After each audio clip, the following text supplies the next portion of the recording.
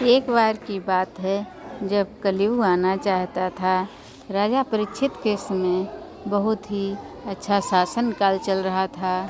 कोई दुखी नहीं था, सब सुखी थे, सब सत्यवादी थे, दानवीर थे। लेकिन कलयुग आना चाहता था। कलयुग कई बार आया और आकर छुप के रहा और फिर चला गया।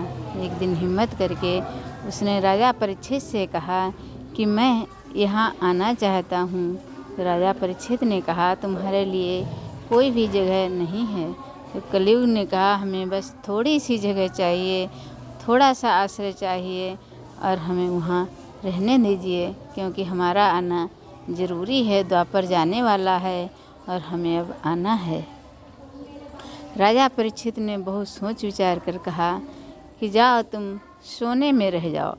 स्वर्ण में रहने का आदेश पाते ही कलयुग खुश हो गया और वो जाकर राजा के मुकुट में बैठ गया, क्योंकि राजा का मुकुट सोने से बना हुआ था। वो तो बस इसी बात का इंतज़ार कर रहा था, कब हमें राजा आश्रय दें और कैसे मैं अपने पाँव पसारूं। धीरे धीरे राजा जब सिंहासन पर बैठता और अपना मुकुट लगाता तो अन्याय की बातें करता, न्याय दूर हो जाता और बगैर मुकुट के राजा न्याय नहीं कर सकता था। इस प्रकार राजा से अपराध होने लगे और एक दिन राजा शिकार खेलने गया तो वहाँ एक ऋषि तपस्या कर रहे थे।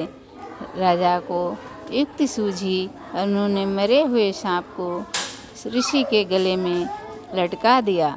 ऋषि की तपस्या भंग हुई तो उन्होंने अपने गले में सांप देखकर क्रोधित हो गए।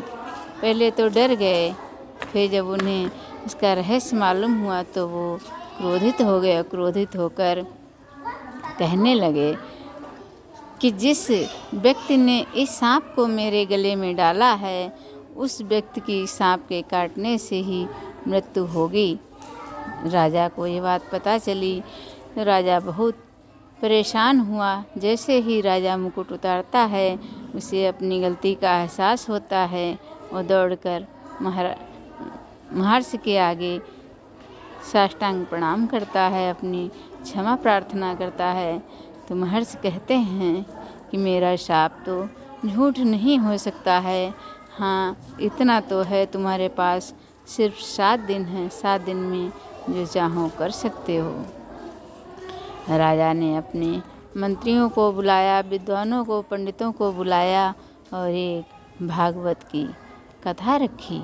भागवत की कथा 7 दिन में पूरी होती है। तभी एक धन्वंतर नामक वैद्य थे, उन्होंने कहा, मैं इसको जिंदा कर दूंगा। सांप कितना भी विषधर हो, लेकिन मैं सांप के कांटे को जिंदा कर दूंगा। वैद्यराज धन्वंतर वहाँ से चल देते हैं। जाकर रास्ते में पहुँचते हैं तभी तक्षक नाग जो वहाँ खड़ा होता है पहले से ही और काटने की कोशिश करता है। हर तरीके से हार जाने पर वो एक डंडा बन के पड़ जाता है सामने। वैद्य बूढ़े हो चले थे, उन्होंने सोचा कि ये डंडा हमारे काम आएगा और उसको पीठ पर लाद लेते हैं। डंडा सांप बन जाता है और उनकी पीठ में काट लेता है। फिर वहाँ से जाकर राजा के पास पहुँचता है और फूलों में छुप जाता है। जब फूल राजा के पास पहुँचते हैं तो किसी प्रकार वो राजा को काट लेता है। राजा परीक्षित मृत्यु को प्राप्त होते हैं। इसके विरोध में बदला लेने के लिए उनके बेटे ने यज्ञ किया, जिसमें सर्पों की आहुति दे डाली।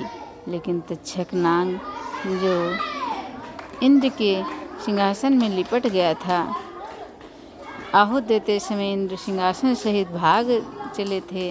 भागते हुए इंद्र प्रार्थना करते थे, तुम ये छोड़ दो। सभी के कहने पर उन्होंने उस सांप को छोड़ दिया, यह इंद्र को छोड़ दिया। इंद्र का सिंहासन वापस चला गया। उस एक सांप से अनेकों तरह के हमारे धरती पर सांप पुनः हो गए हैं। ये थी हमारे कलयुग की आने की कथा। और कलयुग आ गया, आकर अपने पाँव पसारने शुरू कर दिए, क्योंकि जो अच्छे राजा थे उनकी तो मृत्यु हो ही चुकी थी और कलयुग का रहना सुनिश्चित हो गया था। कलयुग सोने में वास करता था। धीरे धीरे उसने अपने पाँव पूरे देश में फैला दिए और आज कलयुग का पूर्ण तरीके से वास हो गया है।